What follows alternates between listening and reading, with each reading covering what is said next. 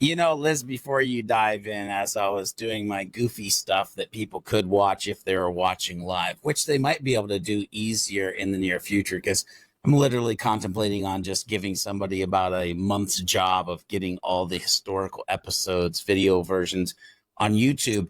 I couldn't help but look and see Nick from Fargo, which, by the way, Nick from Fargo, I'm telling you, you're here, you're putting it down. But I couldn't help but laugh when I looked at the chat pane and Nick from Fargo said, "Look at the cool poop I made." I immediately went back to like my 3 and 4-year-old kids and was like, I may have heard that before in my life. I'm throwing that out there. Also, shout out to Nick from Fargo. We were talking about you, Ben, before we hopped on in the studio today. Way to show up in our live audience week after week, along with our guy Chad. I use your regular Zoom and love you so much. Yeah, and for those of you who are hearing it, Sleem and Chris. Yeah, it's Sleem here? Sleem's here. Yeah, he goes, cough, cough. Like, buddy, I'm sorry. Sleem, you know I love you, boo. You know I love you, boo. And for those folks listening at home, you should be joining in on the live studio audience party. But if you're just listening now, in your car, at the gym, eating a potato somewhere in your home, welcome to another episode of the HubHeroes podcast. I'm your host, Liz Moorhead, also resident content strategist, joined as always by the one and only George B. Thomas, and we have Devyn Bellamy of HubSpot. Max is out today, but he will be joining us next week. I'm so excited to nerd out today because we're going to be talking about one of my personal favorite topics, as you know, George. So last week, we did a big deep dive into the HubSpot Content Hub, which is the newest hub that just rolled out from HubSpot. If you haven't listened to that episode yet, I definitely recommend after listening to this one, circle back, put a pin in that one, listen to it as well. But it brought up a renewed emphasis on a conversation that I have always felt that in the big email roles has been completely overlooked in most cases. It's something most organizations never ever talk about, and that is the brand, voice, and tone conversation. Now, I would want, before we start today's conversation, to just give some definitions, right? Because there are a lot of different ways that people describe or define these terms. It's my house. Yeah. It's my house and these are my rules. Yeah. So when we say brand voice, here's what we're talking about. This is your brand's personality. This is what should come to mind in terms of how your most ideal customers describe you without you having to tell them, right? You don't want to have to tell them that you're friendly and warm and welcoming. And they should be able to infer that automatically. Tone is something that is often incorrectly conflated with the idea of voice. Are they related ideas? Yes. But whereas voice is static, meaning this is you all the time, tone is dynamic, meaning it is how you adjust the, quote, tone of your voice, depending on certain circumstances. So, for example, let's say you have a blog article. In a blog article, you may have a little bit more fun, a little bit more whimsy, a little bit more personalized storytelling, a little bit more editorializing, right? That's one tone of voice. In a case study, however, you may be a bit more journalistic, a little more just the facts, ma'am. It's still the same brand, but instead of leaning in one part of your tone, you're moving into another. Or if we want to put this in a more human way, can you get into a human? Can I get a good human around here? Do you need a good Yes. But let's put it in a more human context. Nils is loud and unabashedly loves Nicolas Cage, Godfather, and all of those different things, right? If I'm rolling up and I see George and I'm like, hey, bud, how's it hanging? How are you living like Nicolas Cage today? Because he looks happy. He looks excited, right? But let's imagine for a minute I'm rolling up one day when my girlfriend's at brunch. But I see her, and she's already at least 1 or 2 mimosas deep. She's got a cup in her hands. She's really upset. I'm going to roll up with a little bit more of a modulated tone of voice and say, hey, girl, but what would Nicolas Cage do? Still the same Nicolas Cage obsessed weirdo, different tonal packaging. See, that's what we mean when we say voice until.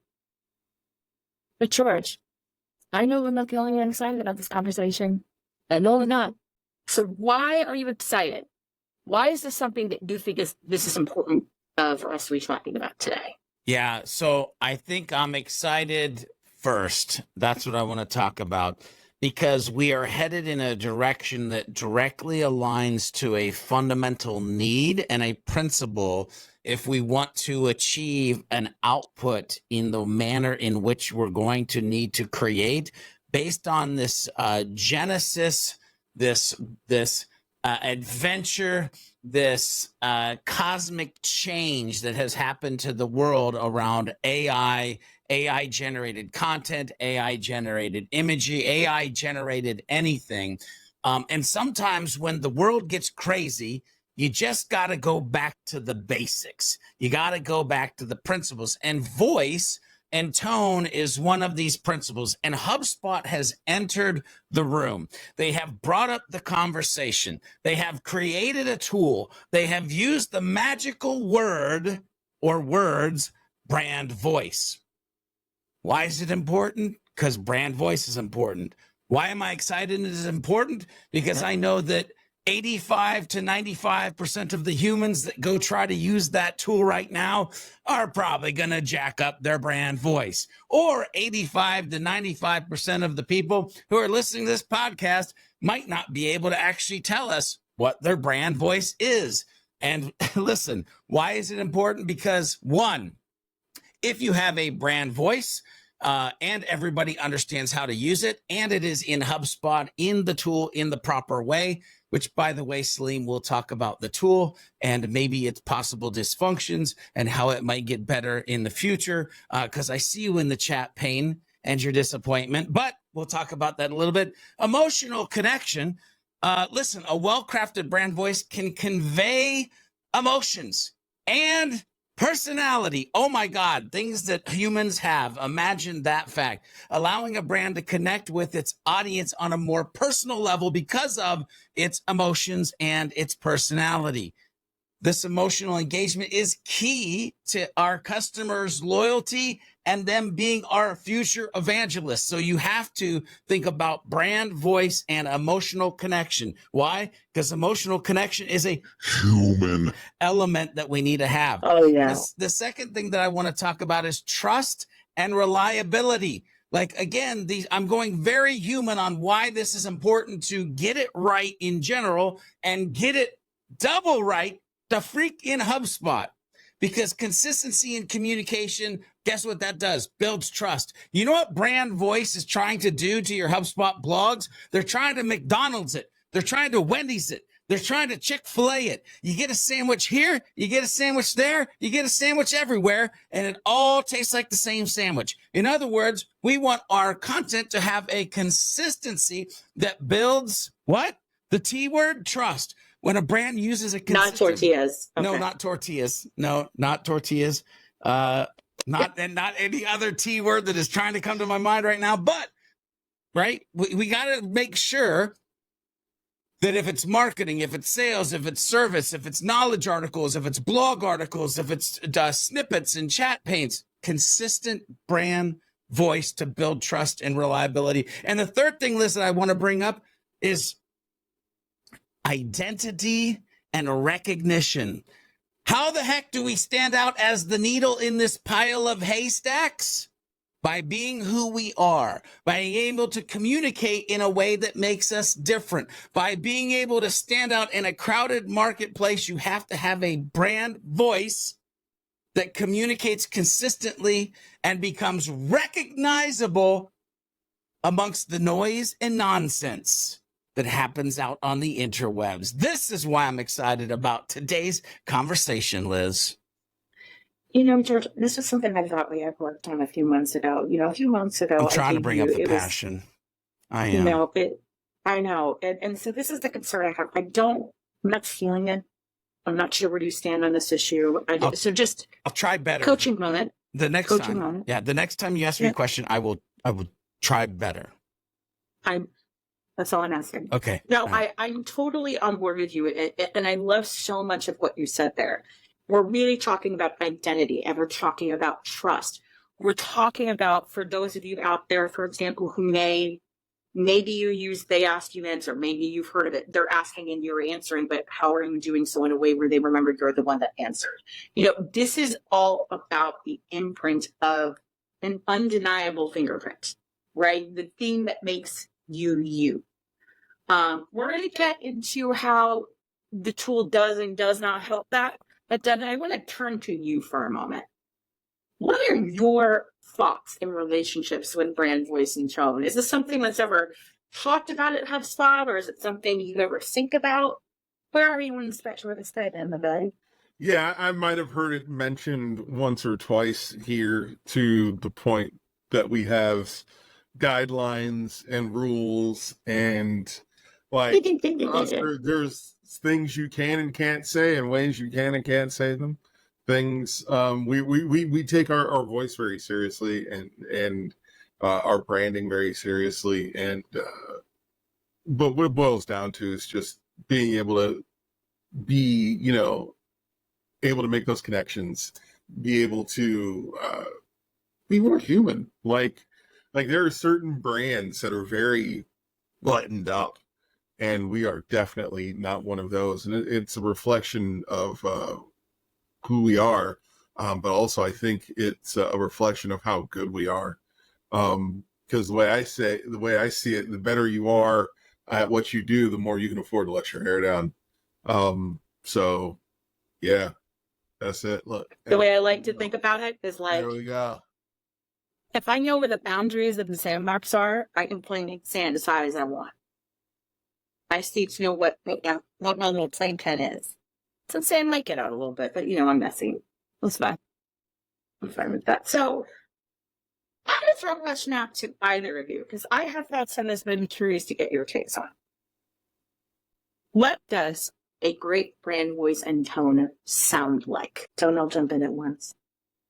I think it varies based on the company. Like for me, brand voices, whatever the flavor it is, the key is authenticity.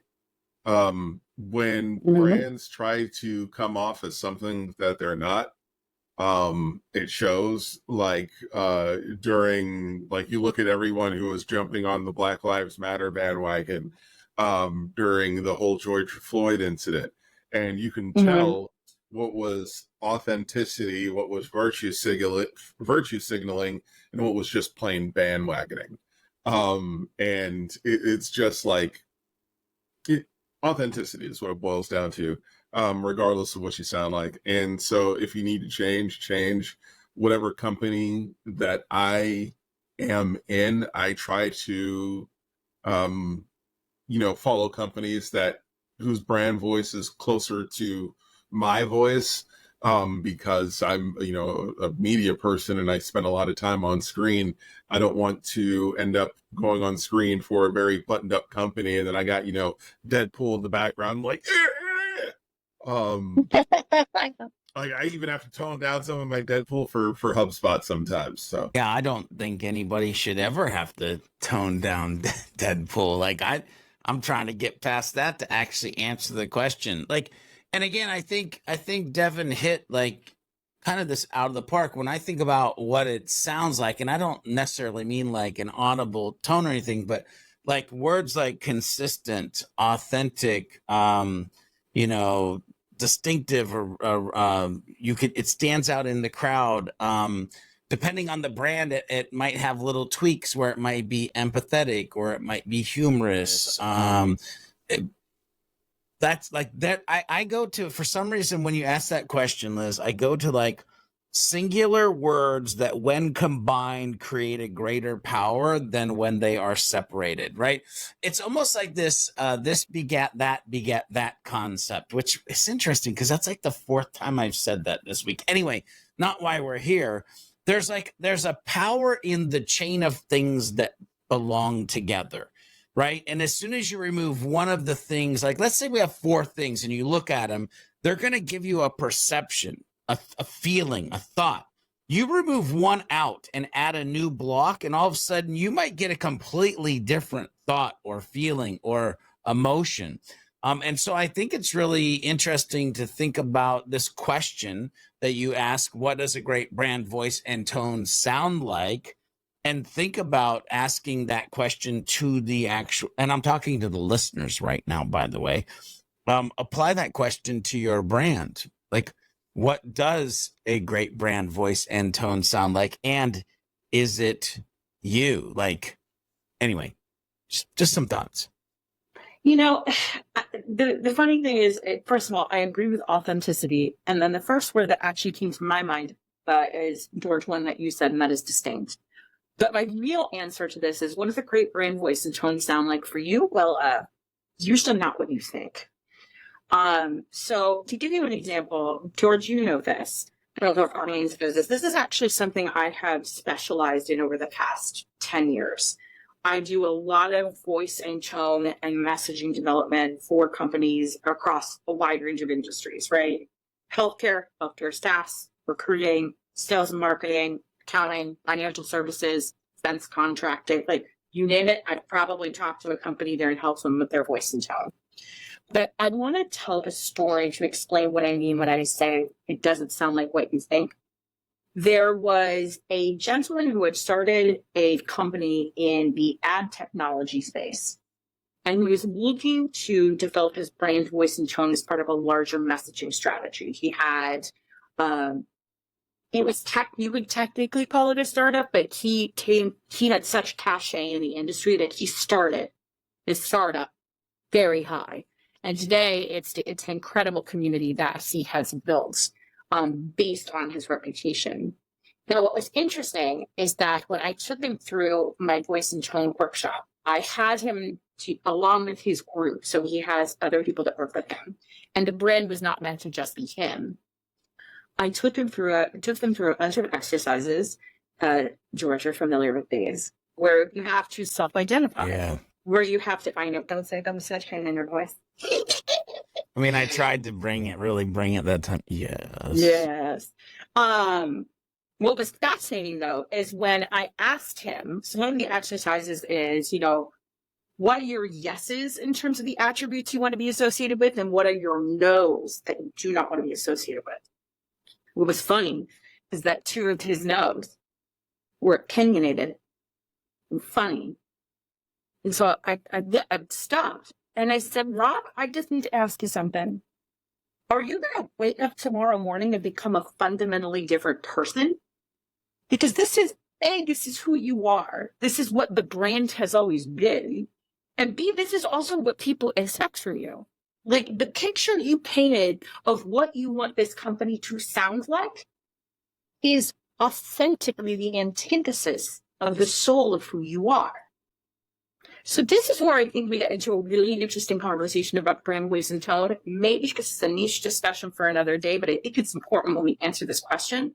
I think of brand voice and tone often like core values, right? Core values are often created by companies, well-meaning companies, and their set of aspirations, they're not necessarily reflective of the core values that truly drive the business, right? Doesn't mean that they don't have values. But it's just, we're going to be honest. Congratulations. The people are our greatest differentiator. Everyone wants to be honest, right? It's like, there's those types of things. And voice and tone is kind of the same thing. Well, we want to be this. We want to be that. But is that actually who you are? One of the ways you make a cohesive and authentic brand experience is that the experience somebody has with your brand voice and tone online matches the experience they will have with the humans once they get through the door. It is your digital handshake. Like, George, you and I have another client, right? They're in the financial services space. Most of the time, it's very boring. It's very flat. Not these guys. Yeah. Absolutely not. Yeah. They're got spark. They got spark. They have sass. They have moxie. Is it grounded in authentic professionalism and expertise? 100%. But one of the things that we've heard say is that just say the damn thing.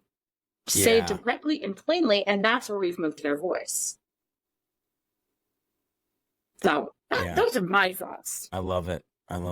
It's funny because I can't help but think of like, how much do organizations care, and this idea of caring and wrapping that around? Because here's my worry if like, I know sometimes we do like a hashtag one thing to remember. My hashtag one worry is that people aren't putting the brain power, the time, and understanding the importance of this piece right here that we're talking about, and how much it fundamentally impacts everything downstream from it that we've talked about historically and we'll talk about in the future. Well, I think, George, maybe you can speak to this a little bit because you've been through my process. And I think what happens is it's not that people don't want to put the time into it. They just think it's oh, we would like to be friendly. Our brand voice is friendly. Yeah. But as someone who has had to go down the rabbit hole, as someone who has had to sit there while I go poke, poke, poke, poke, poke until a voice falls out, what was different about it than when you expected? Because I genuinely believe for most people it's because they don't realize there's an actual methodology you could follow. Yeah, well, let's get real honest real quick. I was like most mere humans, and I said, I need some words for my website. That's what I said.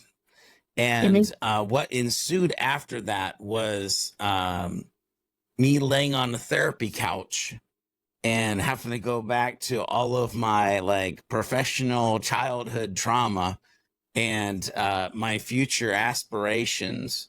And like, that's what I'm trying to get at. Like, sometimes you gotta like use a hammer and a chisel to create a masterpiece. Sometimes you gotta, pull out the saw or the drill to like build the foundation. And this for me was that, like, it was stripping away the garbage, getting the real perspective to where we are headed, and understanding copy for my website was only a small piece of what was going to come out of the work and the diligence to actually mold or build this foundational pillar of the brand voice moving forward. And then what we could do, because we had that from an AI standpoint. Oh, hang on. That's later in the episode. Oh, we're about to get there, so don't you worry. I'm going to say one little thing, George, and then we can dive right into the tools. You bring up a really good point there about the chisel, because as someone who does this work very often, I find with people, it's mostly stripping away what people think they're supposed to sound like, and then giving them permission to just be who they already are. That's usually the process. That's usually like, for example, the guy who didn't want to be opinionated and fight, he does that naturally. That is who he is. Quite frankly, it's a lot of who the people are who work with him. There's sort of a reverence to them, even though they all show up in a slightly different way. I put this in the chat that we have with our live studio audience, because Nick from HubHeroes said something. It's kind of like your real voice. Brand voice probably sounds different to yourself than others. And so I said yes, and we often don't recognize or we misidentify what actually attracts and brings people to us. Yeah. So that's why this work is really fascinating. Often we're already going out there and doing the thing. We already have the authentic brand voice. We are walking around with it all the time. That financial services firm I was just talking about, they already sounded like that. It's giving them permission to connect the dots, to bring that digitally into that space.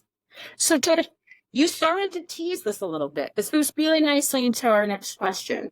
What do you need to be aware of when you're crafting one of your own brand voice rules into HubSpot? And I know this digs into some of the work that we've been doing, but George, take it away. I want to hear from you on this. Yeah. So, well, first of all, you use the keyword awareness, or be aware of there. So first thing to realize as you're listening to this, it's Content Hub Enterprise. Just a fair warning, if you don't have the enterprise version, you won't be able to get to the second thing that you need to be aware of is where the frick it lives. Because I was like, where are they going to put that in the settings? And what's nice is it's account defaults, branding, my brand kits, and in brand kits, there's brand voice. You need to be aware of that when you hit the start button to do this thing, that you're going to need a writing sample of at least 500 words. Now, I would suggest more. And also I would suggest it be a really good piece that you're 100% sure displays your brand voice. I wish it was more than one piece. It really And needs to be more than one piece because of the tone conversation. I wish you could program it more. Anyway, you'll then need to tell it like the site. I do love this part, by the way. If you give it a blog, tell it it's a blog. If you give it a case study, tell it's a case study, because then it has context. Which context for AI is one of the massive pillars that we always need to be paying attention to when we're doing things, generating things. So this context of it's this type of content at least.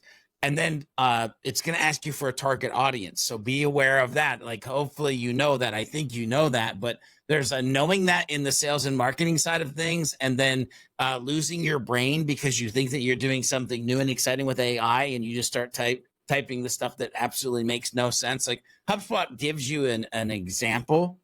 They basically say it's 1 to 2 sentences. I wish it was longer than 1 to 2 sentences, because context is king and specificity wins the day. By the way, these are basic communication principles, and we're freaking communicating with AI to tell it how it's going to treat everything we do past it. Anyway, HubSpot gives us an example. Marketing professionals at small to medium-sized business looking to streamline their marketing efforts, generate leads, and grow their online presence.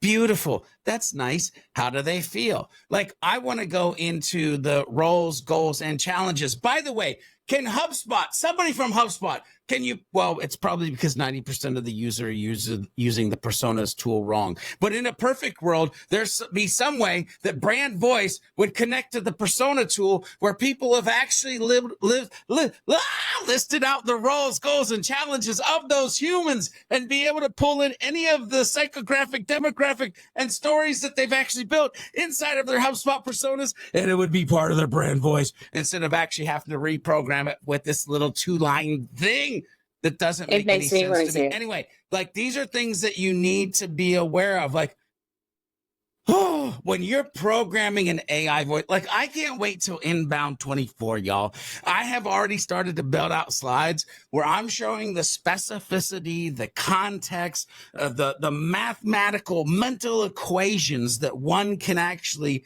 put in to get astronomically different results.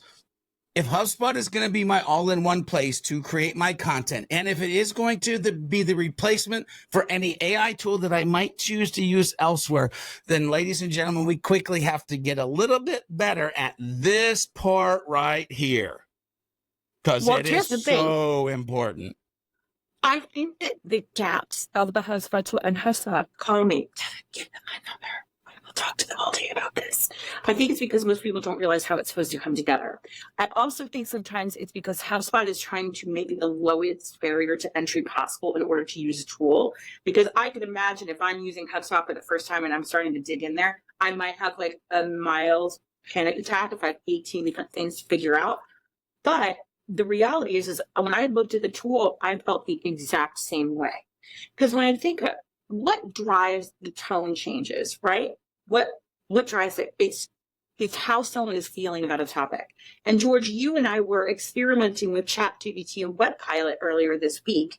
And one of the things that you and I were talking about is that we have to identify who the person is. We have to identify why they are asking this particular question. So if it's about a specific topic, why? And then it's how do they feel about it? Because you could have a content manager who is asking, what is the content strategy? Well, why? Because they want to know what it is so they can do their job better. But how do they feel about it? Probably pretty freaking stressed, because if a content manager is suddenly going to Google and asking, what is a content strategy? I guarantee you about 15 minutes before that, their boss walked up and said, by the way, can you get me that content strategy for all the stuff we're publishing? And they're like, sure thing, boss. And then, you know what? They're like, wait a minute. And then they're like, the editorial counter. I thought that was the content strategy. That's like, I better go find out what that is so I can shut up. Fast forward, the boss comes back out, asks where Bob or Susie is, and their coworker that sits next to him goes, oh, they all of a sudden got the flu and had to go home. I don't know what happened. Yep. I agree. The only thing I will say also, and this is where, again, another conversation for another day, because Devyn, I have a question for you. The thing that voice and tone will never replace, though, is the story you tell.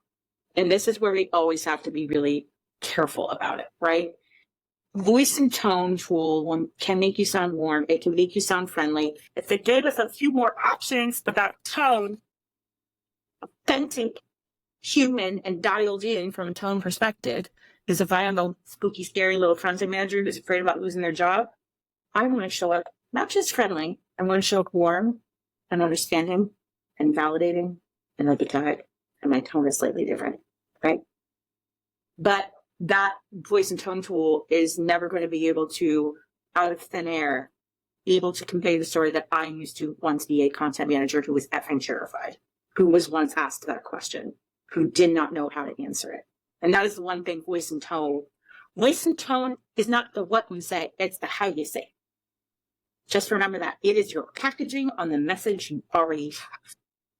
Devyn, what do you think our listeners need to know about when they start playing around with voice and tone? Because whether or not they actually have access to this enterprise level stuff, in the Content Hub, there are ways to play around with voice and tone when it comes to generative AI content, rewriting things, where does your brain go in terms of how you want to direct our HubSpotting inbounders? Uh-oh, he's already smiling. Look at that smile. That's like the most. I'm laughing at Nick from Fargo. He's telling me to spill my guts, and he's just, chat has been going great. You guys definitely need to come hang out for a live recording. But my thing is with this, that I hate to be the guy that does it, but you got to check out my TED Talk. It's the thing. We love a good chill. We love a good chill. We love it. AI isn't going to replace the human experience, and you can't expect it to.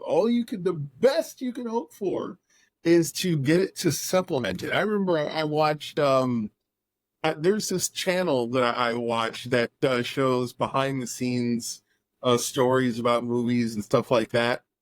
And it was clear that they were experimenting with AI content generation because it felt written by AI. It was bad enough that the voiceover wasn't that great, but it's like you could feel the writing style. It wasn't there was uncanny valley writing style. That 100%, the uncanny valley, where you're listening to it, you can't even figure out what's wrong about it. You just know what's wrong. Something's wrong. And until the technology progresses, you're still not going to be able to look back on it and see what it was, and until we have a better example of it. But the thing is that's half of it. It's helping you create a tone and brand that's for you to use and to take your AI content that's generated and maybe help upgrade it and wordsmith it and change it so it has your experiences, but also your brand and your voice. That's half of it. The other half is what George mentioned in the very beginning when it comes to, fast food. It's about the standardization of what you're presenting. Somebody in chat mentioned how unhinged Wendy's social media is. I love it because it is unhinged. It is also consistent. And I honestly doubt that it has been one person doing this for this entire time. It's probably one person who's defined the brand voice, and then a whole bunch of interns and associates learning how to be sassy for a semester. And I would just imagine that they're just recycling people. This is just how I imagine it's going. But the thing is that you can't really, I'm sure somewhere at Wendy's, that social media brand voice is documented. Oh, 100%. And my favorite thing about the Wendy's brand voice is it typifies the thing I always tell people. You are going to want to play it safe until you see someone else not playing safe, and then you're going to realize you could have just been yourself the whole time. Exactly. But the real question is, Liz, do you teach that sassy course for Wendy's? Because I feel like that could have maybe been like you were the no. Well, never mind. Wow, look at I'm not taking that as a compliment. I'm not taking that as a compliment. But that's what he said. Wait, is he saying that is You give me, I have very pick me energy right now about this. Yes, I will take credit for it. Absolutely. I guided Wendy's to the light. No, There you I go. think what it comes back to is that, like, when you get to a certain point with brands, there is this scarcity mindset that can set in, that we cannot color out of the lines lest we upset somebody, lest someone in the internet public square points to us and goes, no, you have hurt me and now it's your problem. What I love about Wendy's is that it showcases that, like, guys, could you imagine if one of the bigger players had done that and what would have happened? Mm. Like, that would have, like, it's not Wendy's specific. It is now. And everybody's trying to copy them and emulate them. But a lot of these corporate giants just won't get out of their own way. They have to be in this very specific box. Yeah. Okay. So we're starting to get into hang on, but before you move forward, I love that Salim said Wendy's is great, the copycats are not. Ladies and gentlemen, no truer words could be said, and again, it ties to the authenticity of just being you. And Liz, it's funny, I was trying to escape part of the conversation back a couple of questions ago when you talked about me going through the process. And we got about 3/4 through the process, and you asked me this question. And I know maybe we shared it on this podcast, or maybe it was on Beyond Your Default podcast. But you asked me the question: when are you going to show up as a whole ass human? Meaning, when are you going to show up authentically as you? And if you would have asked anybody, they would have been like, "Yeah, George is a pretty authentic dude. Like he is what he is, and you get what you get." But they didn't realize there was these pockets that were hidden. There was like these pockets that were not, and until I realized like the brand was this, the ability to be the, love Tupac, love Morgan Wallen, love cigars, love healthy food, love Fast and Furious, love going to church. Like it can be all of those things that make familia. Family, baby, family. It can be all of those things that make you who you are, and you don't have to hide from any of them. And being authentically you, and being the first mover, and being able to capture in this digital world, I own me, and then watch people try to copycat that, that's the place you want to be. That's where it gets really freaking special, because I know, Devyn, I'm sure this has happened with you as well, but George, when you and I speak, when we do public speaking, people are, well, I wish I could do what you do. I just can't. As if we have some sort of permission slip that nobody else has. Nah. Right?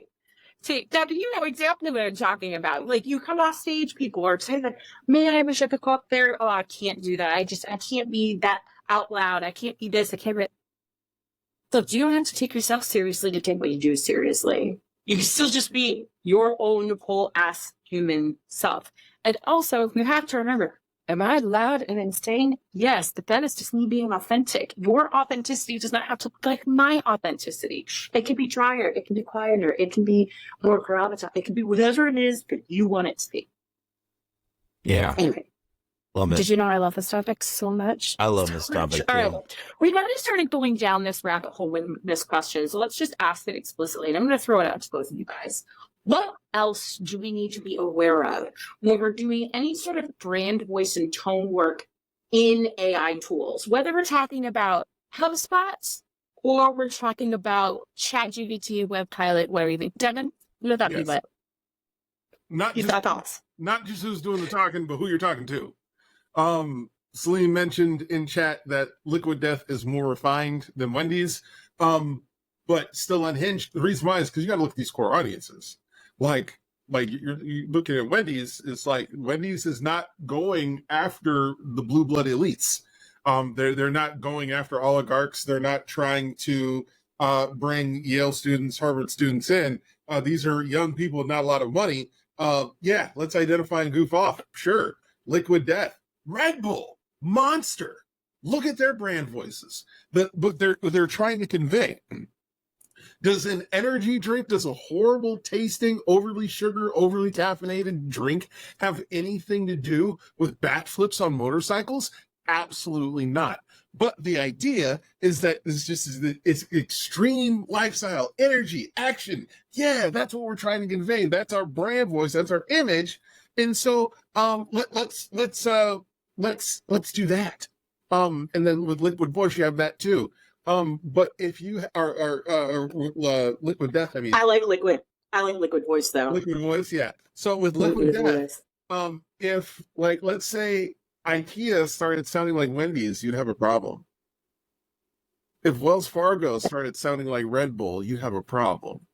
Even if all of the associates are everyone who's running the company is taken over, or all, you know, first years out of Lambda and whatever, and just throwing it up, and now we're, yeah, man, Wells Fargo, woo, interest-free check, wow, yeah, buddy. It's like, you know, whatever. It doesn't make any sense because who you're talking to, right? It just it doesn't gel. So those are the two things that you have to keep in mind. Wait. I want to point Wait it a out. I second. got to point out one thing here first. Hang on.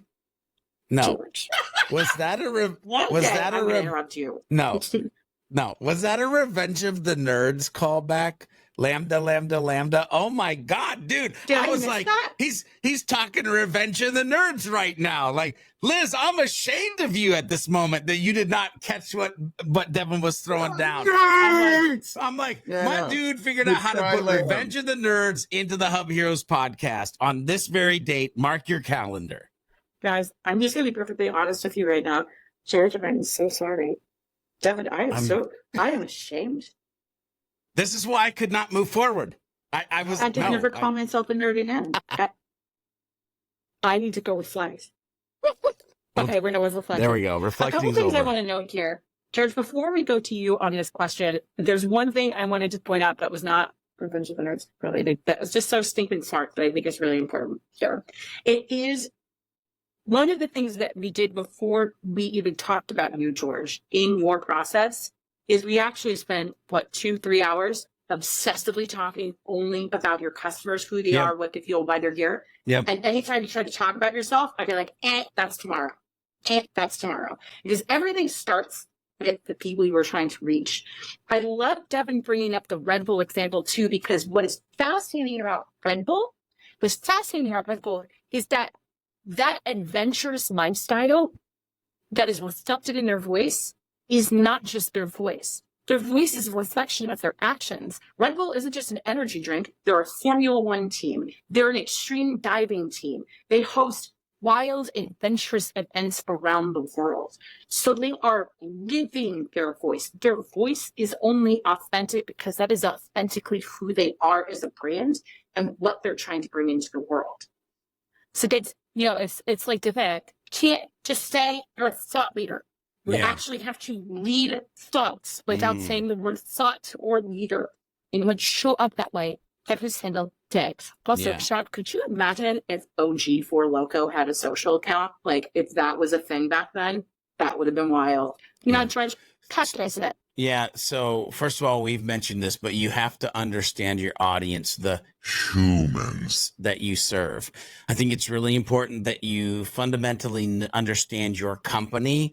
By the way, when we say company, we're actually saying the humans that live inside the walls of your organization. Notice we're talking about knowing the humans, interior and exterior.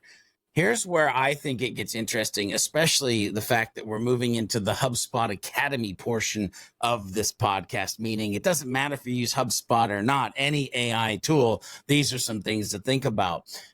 If you're thinking about the humans externally and you're thinking about the humans internally and aligning the brand values, the mission, the core, the why and the because of what you do and the why and because of what they need, now all of a sudden we're getting somewhere magical. The other thing, Liz, you alluded to us testing and messing around, is you have to realize that in every time you go to create something, you should envision the first hour or so of a season of testing and iterating, primary prompt, secondary prompt, primary prompt, secondary prompt. Get output. What do you want output to change?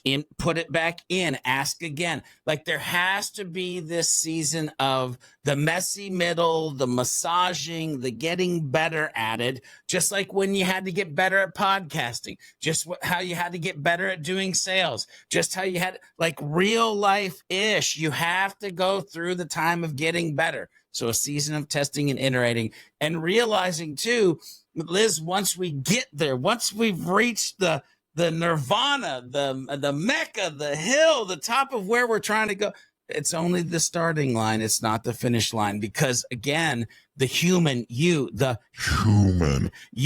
has to come back through and use a checklist of, I need to make sure these things to be true before I hit the publish button, because this has to look like, smell like, feel like us, which by the way, we're so close to having a checklist to put out to the world of like, and here's how you do the final edit of your AI generated content to make sure it is not a big, massive 3D, foamy, squishy pile of poo. Anyway. One of my favorite things about that, which dovetails nicely into one of our final questions today, which is what we're seeing work well and what we're seeing not work well. Because Georgie and I have been doing a ton of testing, and sometimes tests are great. And then sometimes I'm like, George, can you have on fucking holiday real quick? Yeah. We gotta talk. Yeah. And what was fascinating to me is that usually the times that we went off the rails were, and this is something that only comes out in testing. You don't learn what you actually need to have as inputs, and until sometimes you get, oh, this is not an output. This is a lifestyle realistic poo. Yes. In the corporate setting. Yes. Yes. And what I found that doesn't work really well is, once again, it's the golden rule of HubSpot. HubSpot is not your strategy. HubSpot helps you execute the strategy that already exists. So if you're going in there and using AI to help generate a piece of content as a raw, rough draft, and your strategy is unclear, you will not gain clarity by shoving it through robots who are only as good as the directions you give it. So it's number one. So when I say unclear strategy, the piece you and I were working on, it's a common mistake that can happen, but it just gets scaled because we're using AI, right? Like that's what happens, right? That's what automation does. Do you have bad processes and practices? Great. Automation will help you scale shit faster. Like that's just what happens. In the case of the content that we were working on, it was I'm not quite sure what direction I want to take. Let's see where it goes. And you can't do that, because then it splits the baby, and then we have two half baby, and it doesn't work. Which is not a good thing. It's not. No, I got to the call and I said, I'm unclear as to what this is about. And it was clear that you can see the confusion. So that's what I've seen not working well. The other thing is something that I've already mentioned. I love calls by like that. Hold on to your thought, Liz. When Liz reaches out and she's like, I have a question. Are you talking about the Sales Hub or Skittles? Because I'm really not sure which one this article is about. You know that you've just done jack some stuff up. Yeah. But to be fair, sometimes we do this to each other and it's out of love. My favorite is when I get messages from you about podcast outlines. You're like, so how do you feel about this outline that you wrote? Like, great. Now, talk to you Monday. Yeah, that's it. But we get there. But I think the other thing that I would play out as well is that when it doesn't work well is when you expect it to be a human. Yeah. When you expect it to have the story. Say, there is something different that happens when you actually take the time to craft a piece. We're definitely going to have to do a couple of episodes about the stuff you and I have been doing, George, in terms of experimentation, because we've been doing some really cool stuff. Yep. But what it fundamentally comes down to, ladies and gentlemen, is that it's not, a roadmap doesn't know your stories, doesn't know your experience, doesn't know your past. It doesn't know how you would show up as an individual person. Because that only turns out a piece of content like a conversation. And that when you sit down to create it, you're imagining a person on the other hand, and you know exactly who they are, and you're speaking directly to them. I'm speaking directly to that content manager. I'm telling them my story about in 2017 when I was forced to ask that question of where is the content strategy?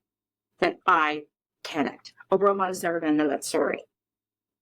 It's never going to know. So I think that's where we get into really interesting conversations about AI. That's where we get into really interesting conversations of, I think it's only going to make it easier for great people to stand out. I mean, George, I told you the story earlier this week. I got a compliment on the newsletter I write for Beyond Your Default. And what was fascinating was the guy said, it was so refreshing. I said, oh, thank you. And he said, yeah, it's not AI. I'm like, it's not. I wrote that. He's like, it's just so refreshing. There's so much AI right now. And what I'm hearing that more and more. Well, that's clearly AI. Well, that, but yep, that's AI gone wrong. I talked about it last week. I'm like, there is a big company that sent me 3 whole ass emails. So I'm like, there is no brand voice. There is no tone. Is there a heartbeat?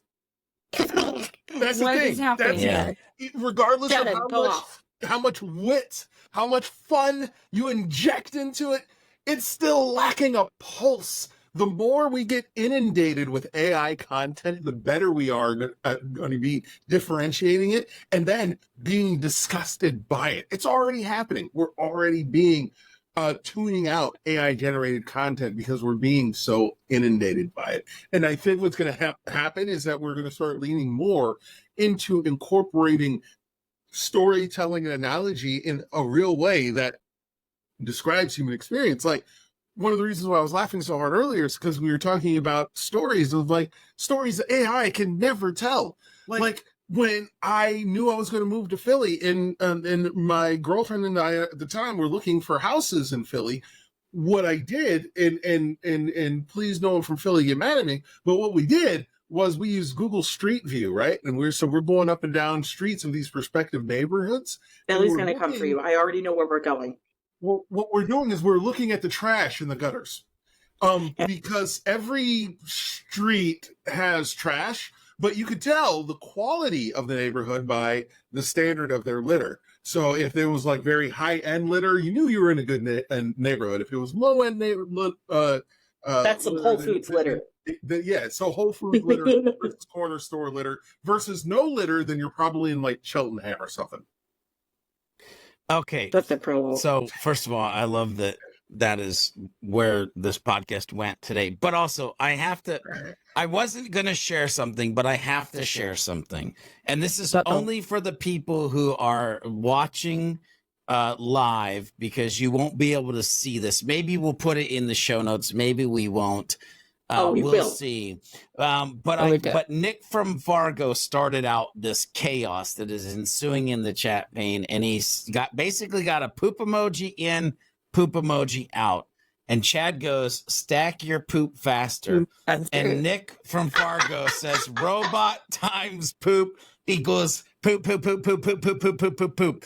To which, ladies and gentlemen, I have to share with you this right here. I'm taking a screenshot of that. This right here says, ladies and gentlemen, write an article on leveraging HubSpot for marketing automation. This is me telling the chat GPTs and the AIs what I want. And what do we get out of that? Well, what we get out of that, ladies and gentlemen, is this right. Oops, backspace problem right here. That's what we get right there. That's what happens with robots. That's what happens with the just giving it this little input. We get this right here. Okay, I'll stop sharing my screen. Can we talk about how the poop is scared of the flies? It's just like, no, don't do it. Yeah, don't do it. Right. Don't land on me.